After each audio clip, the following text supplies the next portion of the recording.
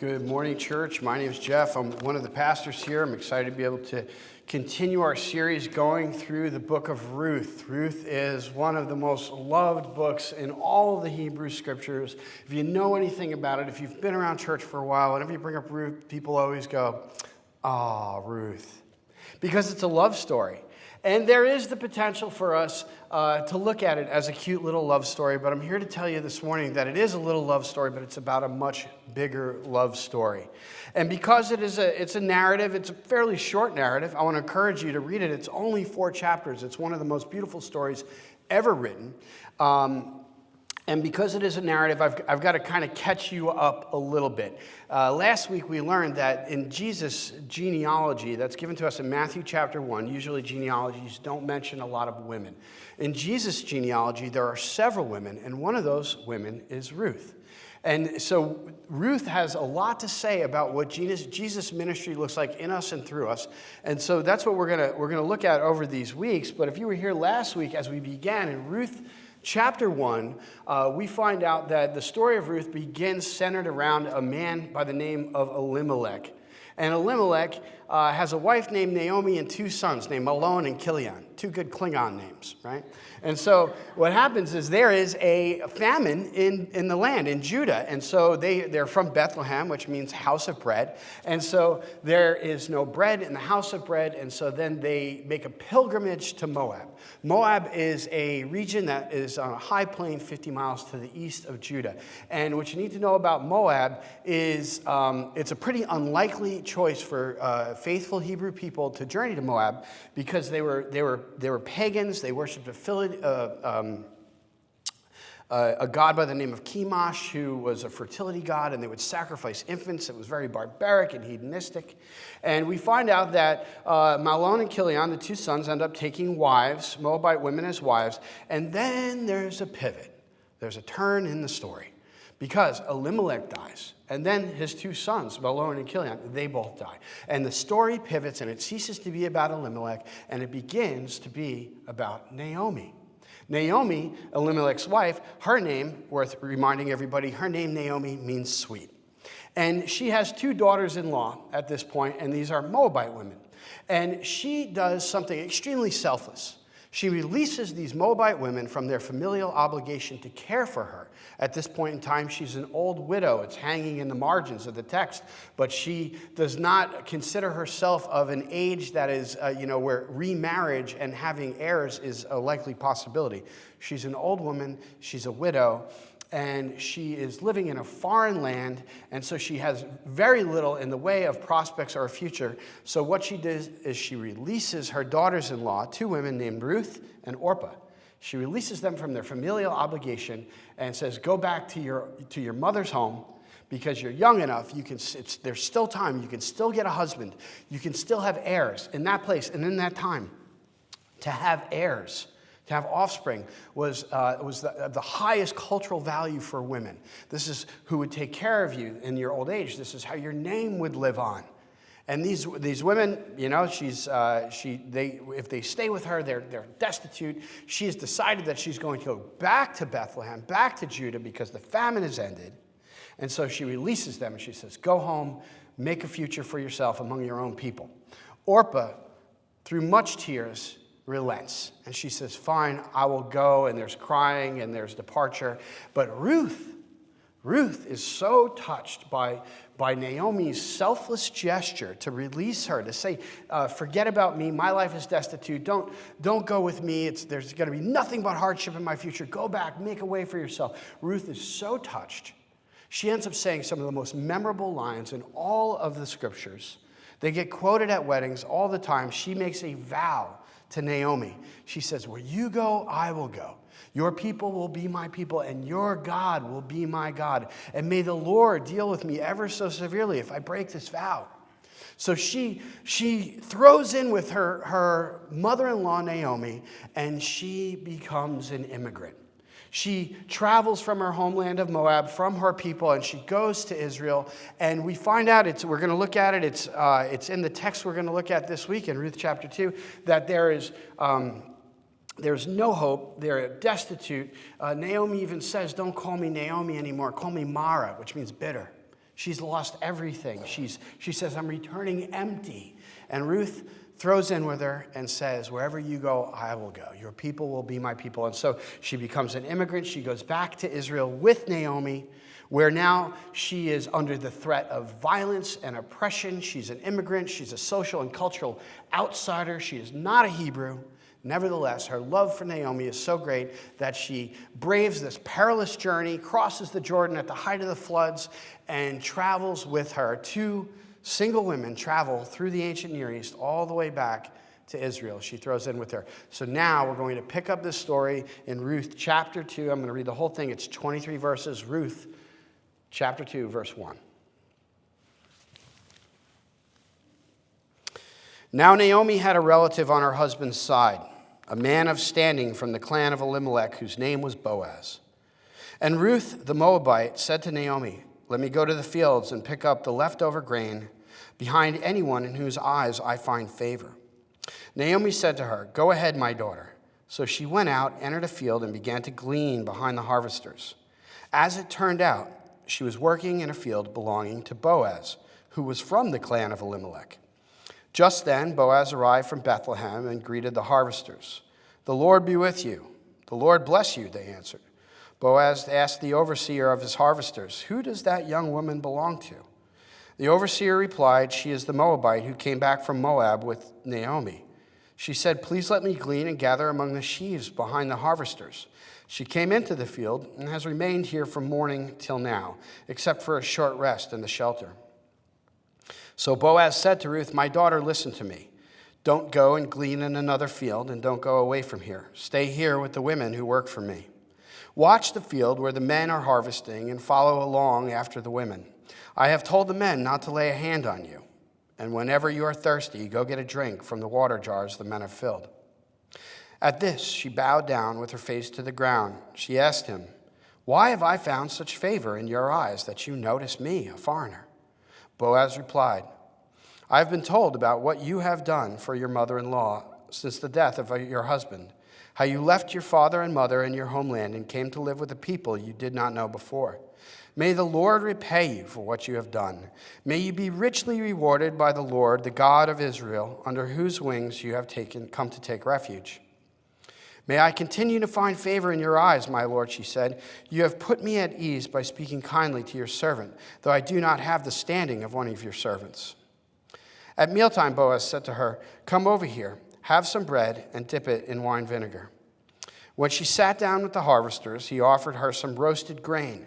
She ate all she wanted and had some left over. As she got up to glean, Boaz gave orders to his men. Let her gather among the sheaves and don't reprimand her.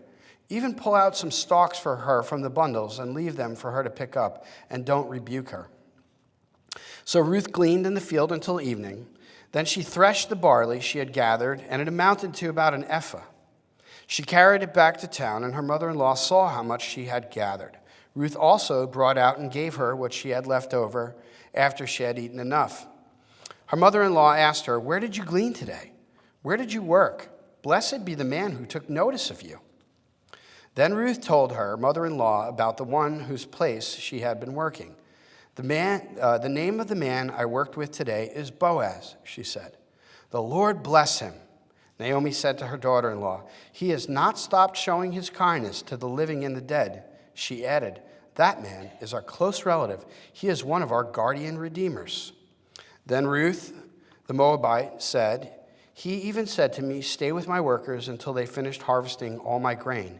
Naomi said to Ruth, her daughter-in-law, it will be good for you, my daughter, to go with the women who work for him, because in someone else's field you might be harmed.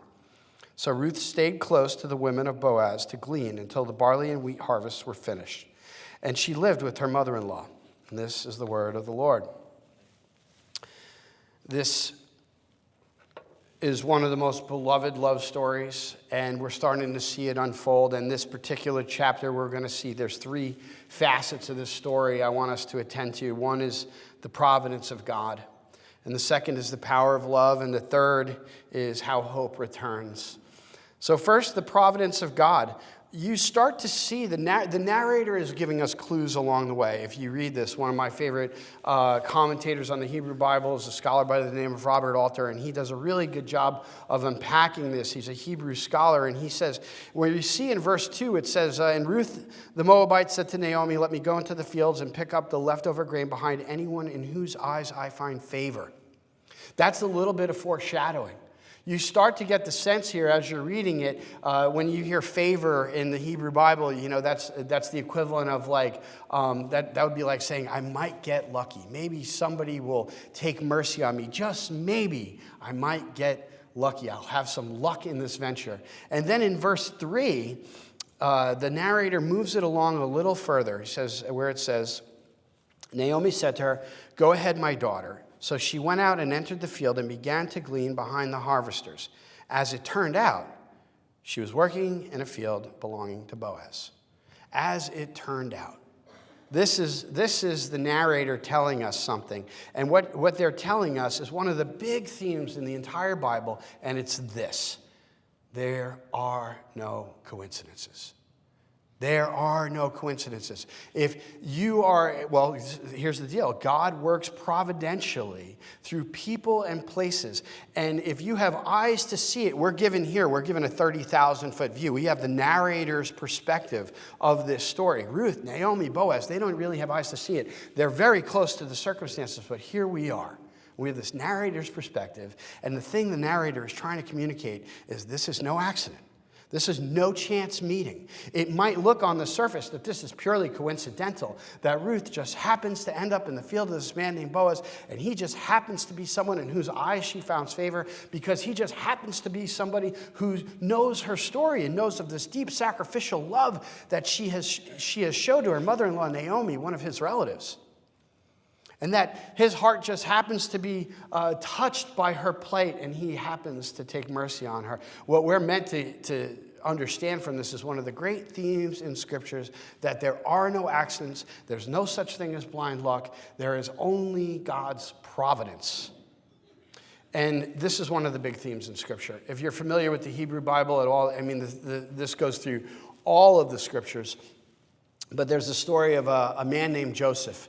In Genesis chapter 50, you can read about him. He's one of Israel's most beloved patriarchs, and he is the youngest of a whole bunch of brothers. And he happens to have a dream one night that one day all his older brothers are going to bow down and worship him. And they respond like I think a lot of older brothers would. They threw him in a ditch and sold him into slavery.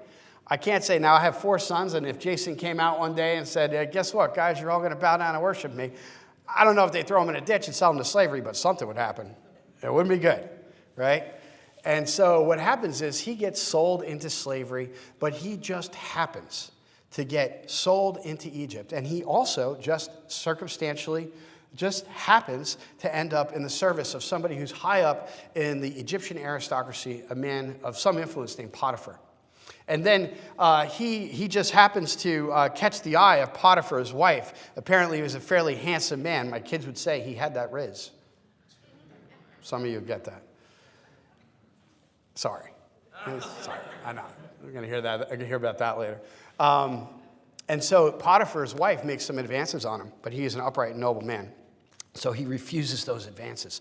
And then, because her feelings are hurt, she ends up accusing him, and he gets thrown in prison. And so there he is rotting away in prison, and he just happens, circumstantially, to be imprisoned with one of the servants of Pharaoh. And that servant of Pharaoh gets released eventually, just by, coincidentally, and he ends up back in Pharaoh's court, and Pharaoh ends up having a dream that coincidentally nobody can interpret. And then that servant just happens to remember that Joseph, this man who's rotting away in prison, is really good at interpreting dreams, and he brings that to the attention of Pharaoh. And so Joseph is taken out of prison, and he interprets Pharaoh's dream.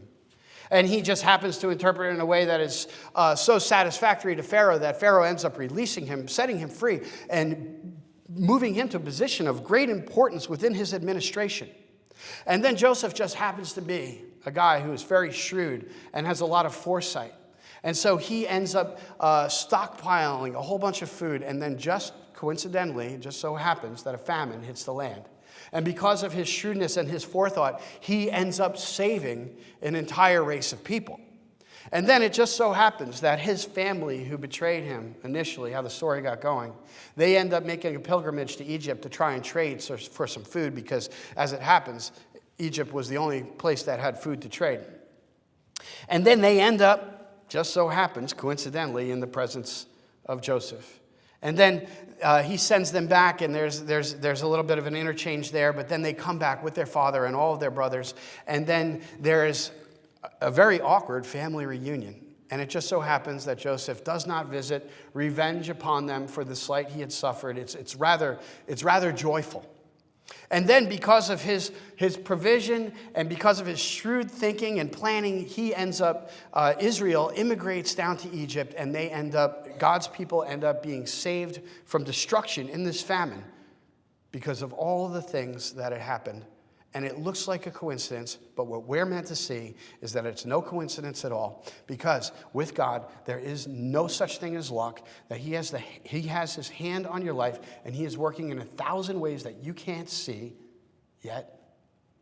There are no coincidences. This is one of the big themes in all of Scripture. You can go to Esther, the story of Esther. Esther is a concubine in the harem of a king, one of the great kings in all of history, Xerxes. And she ends up becoming a queen somehow. But then there's some subterfuge in the administration, and an evil man named Haman ends up conspiring to have all the Israelites that are living in this place killed. And there's a real pinch moment in all of it where she has to go before the king and lobby for the lives of all of God's people. And her uncle Mordecai says, perhaps, tongue-in-cheek, perhaps it is for such a time as this that you have been elevated to the position of queen. There are no coincidences. There's no such thing as luck, and God is working in 1,000 ways that you can't possibly see or understand. But this meta theme in all of the Bible will help you make sense of what Paul says in Romans. What Paul says in Romans 8:28 is this. He says, and we know that in all things God works for the good of those who love him, who have been called according to his purpose. You know, one of the great realizations that will give you hope and strength as a believer is the understanding that God is working in your life in 1,000 ways that you can't now see. The fact that you even know Jesus and that you call him Lord, or the fact that maybe you're here today and you have a sense that there is an agency working on you from the outside, that is not luck. That is not the cosmic roll of the dice. That is divine providence. That is the will of God being worked out in your life in a million ways that you can't see. And when you begin to realize that, you're gonna have the kind of hope that Paul is hoping that you will weave into your heart based on these words in Romans, that he's working together for the good, all things, all of it. There are no accidents. I look back at my own life, and this has helped me realize and helped me to see that some of the most painful moments in my life were actually God doing something quite miraculous, the fruits of which I could not have possibly recognized at the time. I remember the hour when I stopped believing in God. I was about 15 years old, and I had overheard a conversation between my mom and her oncologist. My parents had just got divorced, and we had gone from a fairly middle-class nuclear family into a pretty poor family with a single income and a single mom. And then I had learned that she was diagnosed with lymphoma, and I still remember I was walking up the street in New York, and it was wintertime and it was cold, and I remember it vividly because I had tears streaming down my cheeks because I thought I have one parent left, and now she has cancer. And I remember thinking in my head, I had a very tepid faith at all. I was kind of skeptical of Christianity. We were vaguely Roman Catholic. That's the tradition I grew up in. And I decided then and there that there was no such thing as God, because the God of the Bible, who is good and loving, would not ever have allowed this into my life. And then fast forward, a couple of years, I had made every possible mistake. Well, maybe not every possible mistake, but I'm pretty sure I set some records in my hometown. And I became something of a cautionary tale that moms would say to one another at the hairdressers to make themselves feel better about their own kids. I fought a SWAT team at one point. It's not a good move. You know what happens when you fight a SWAT team? You lose. You lose. And by 19, I was trying to attend a junior college, and I was living in a 1985 Buick Skyhawk in the winter in New York. I adopted a stray dog just to stay warm. And as difficult and challenging as that was, and you wouldn't think maybe the hand of God was moving at all, but I remember thinking, you know what I'm going to do? I'm going to join the Marine Corps because that sounds more pleasant than this. And so I joined the Marines, and then I got stationed in the Mojave Desert. It was the last place in the world I wanted to get stationed. And then I remember getting out of the Marines, and I decided to make my way to the coast because my sister just so happened to have graduated college and got a job with the Department of Defense. And she was living in Ventura County, and so we decided we were going to roommate and see if we could make our way in the world. And then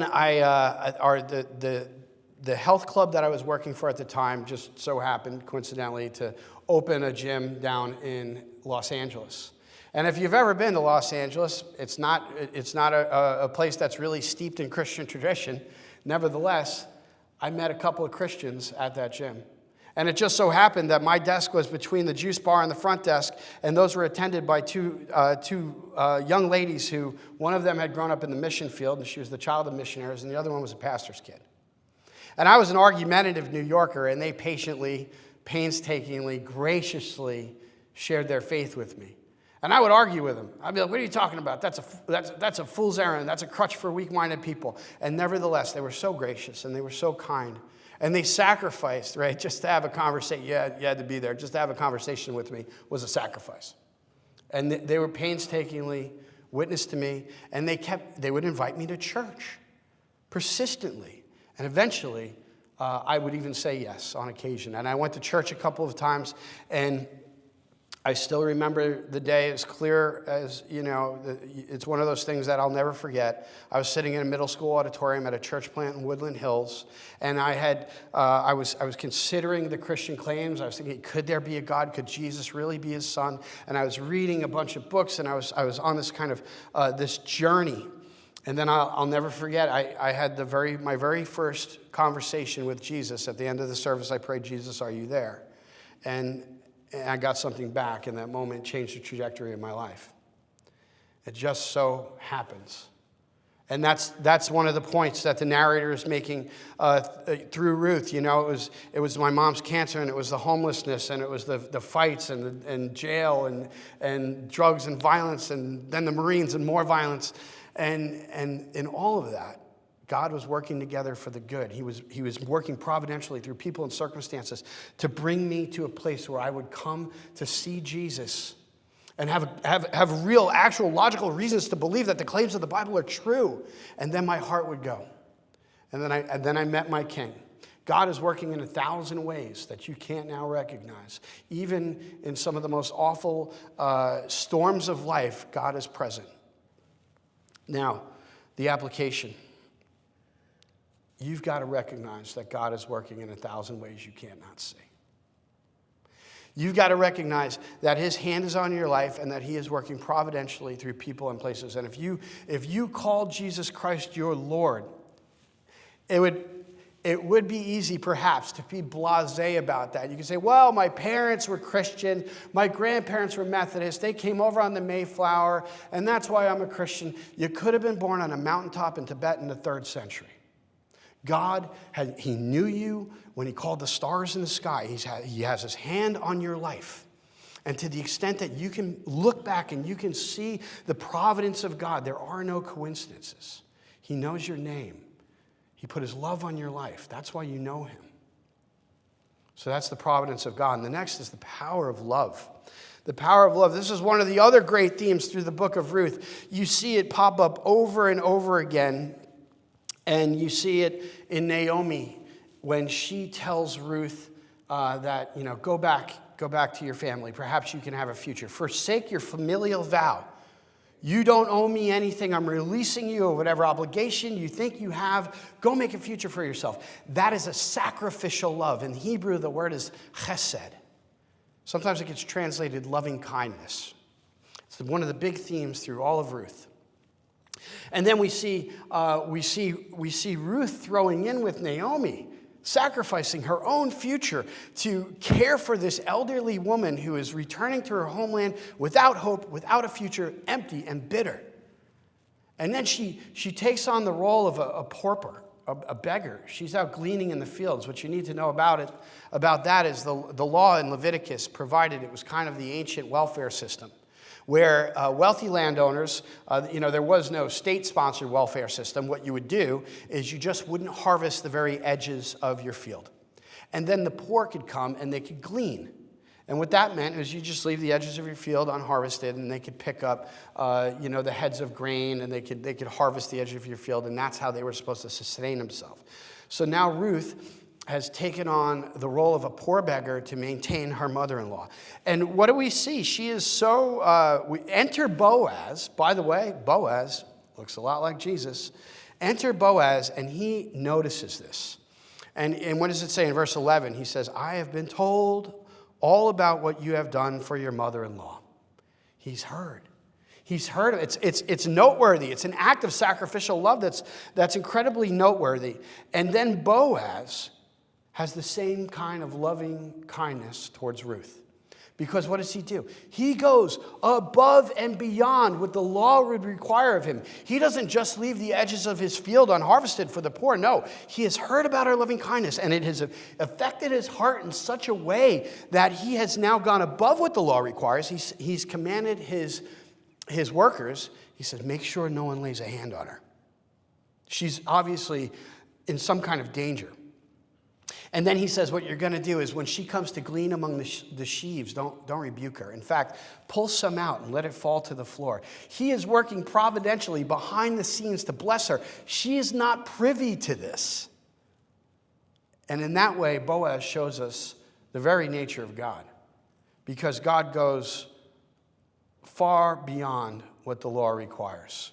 I have an interesting conversation this week. By the way, if you've got theological questions about the Bible, I live for that stuff. You can email me. I got a great question this week. What about when God orders the destruction of the Amalekites? How could you have a good and loving God? And how could you have a destruction of an entire race of people? Good question, fair question. A lot of people object to the God of the Bible because they see him as a kind of ethnocentric, genocidal maniac, and really that's a surface view. There's a great rationale for it. Email me and I'll send you the thing. But here's the reality. Paul speaks to this in Romans, where he says, all have sinned and fallen short of the glory of God. Every single man, woman, and child that's ever been born has broke the law of God. We've all broken his law in some way, in some place. And God, to an extent, there's a gradations, right? You have jaywalkers and you have murderers, and those are not equal in a sense, but in a sense they are, because they're all law breakers. Jesus even covers this in the Sermon on the Mount. He says, you've heard it said, do not commit adultery. But I tell you, if you've looked at a woman in lust, you've committed adultery with her in your heart. And you've heard it said, do not be angry with your brother. But I tell you, if you even say to your brother, Rocco, which is like a term for contempt, you've murdered him in your heart. So just because you haven't acted on these impulses doesn't mean that you're not guilty. Everybody's guilty. Everybody has fallen short of the glory of God. And God gives us far more than the law requires, because the law would require justice. We all deserve wrath. We all deserve death and condemnation. And then Paul goes a little further in Romans. He says, because of his great forbearance, he didn't punish those sins, so that through Jesus he could be both just and justifier. Whenever you see there's a tension in the Bible, it's probably obvious to you. There is a real tension between God's his justice and his wrath, and his love and his mercy. And it begs the question, how can those two things possibly coincide? This is the objection that a lot of people have. The good and loving God of the Bible can't exist. Because look, he's either good, he's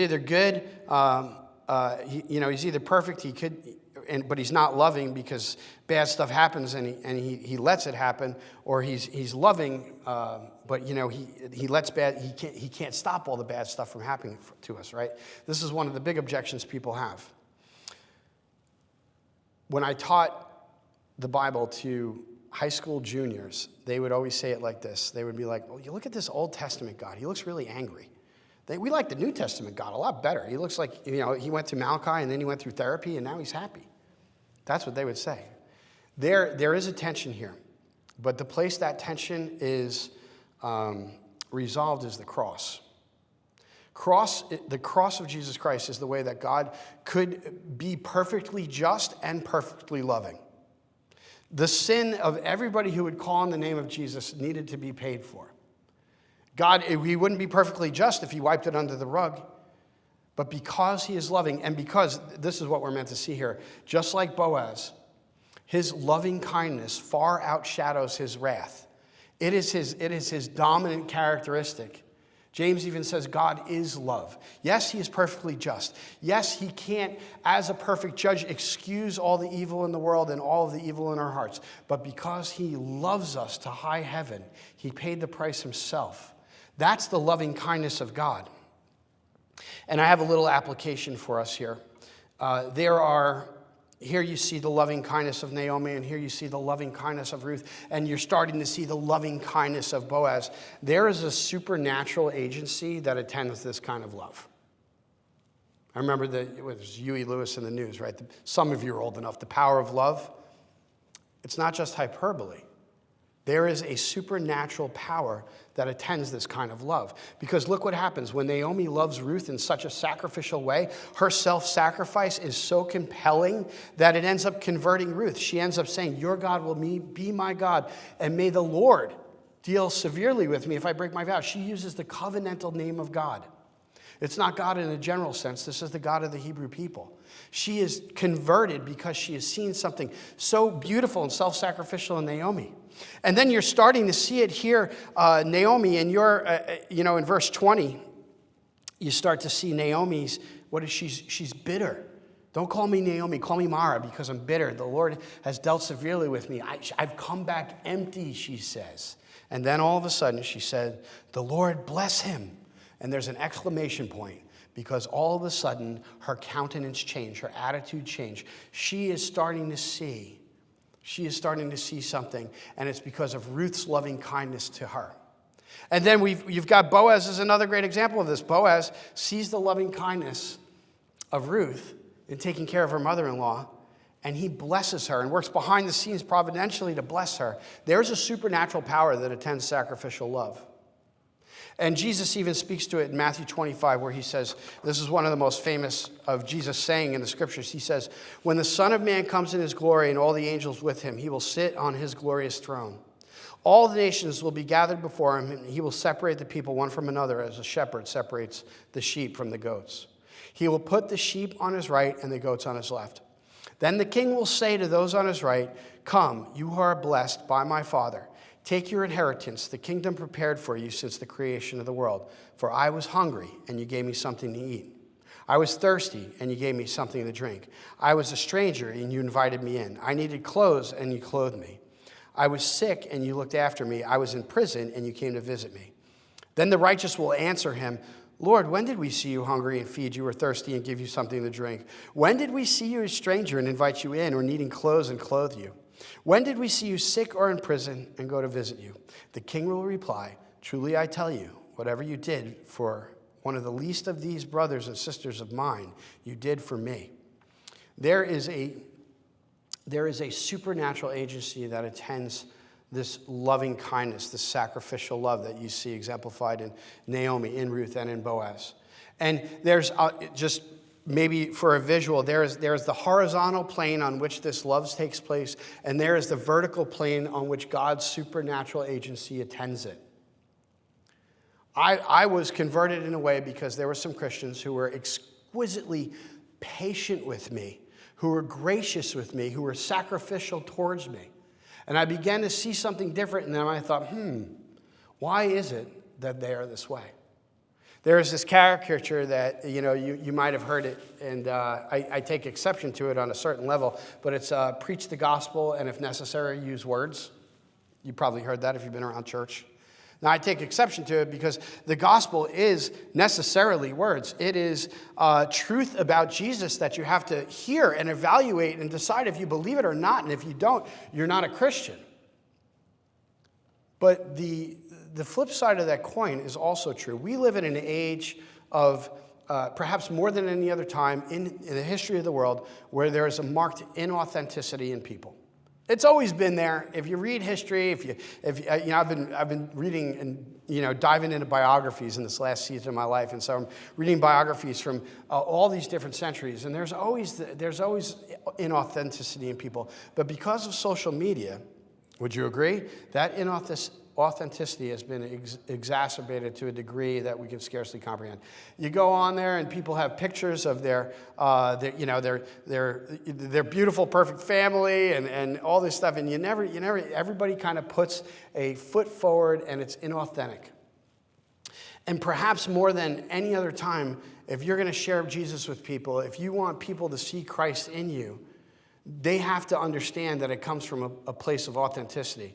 The flip side of this is true. One of the biggest stumbling blocks for people is hypocrisy. There's this great book, The Reason for God, where Tim Keller takes the 14 main objections that modern hearers of the gospel have towards Christianity. One of them is, aren't Christians hypocrites?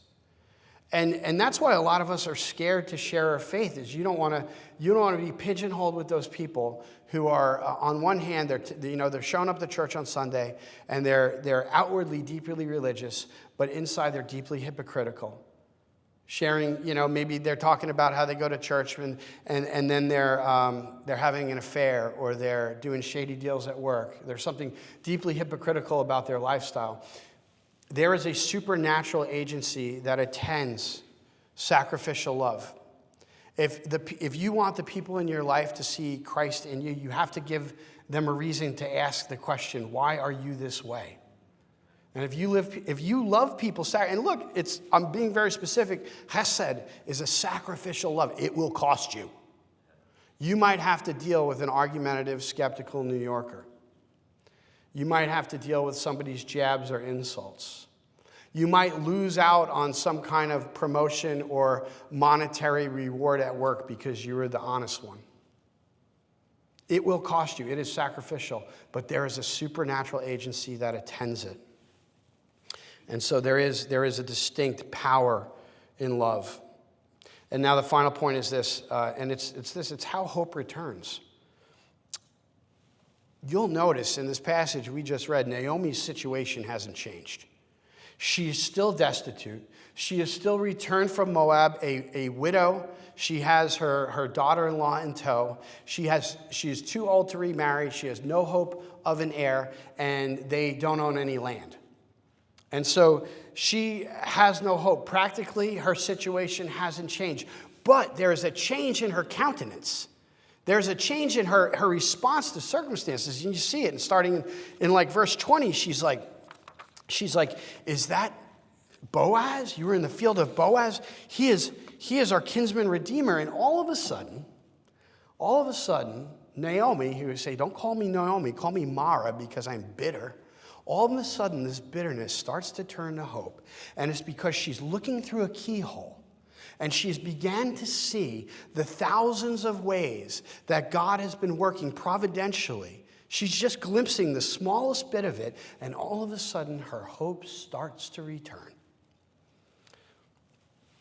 Naomi is not privy to Boaz's actions. Ruth doesn't even see all the things that he is doing behind the scenes to care for her.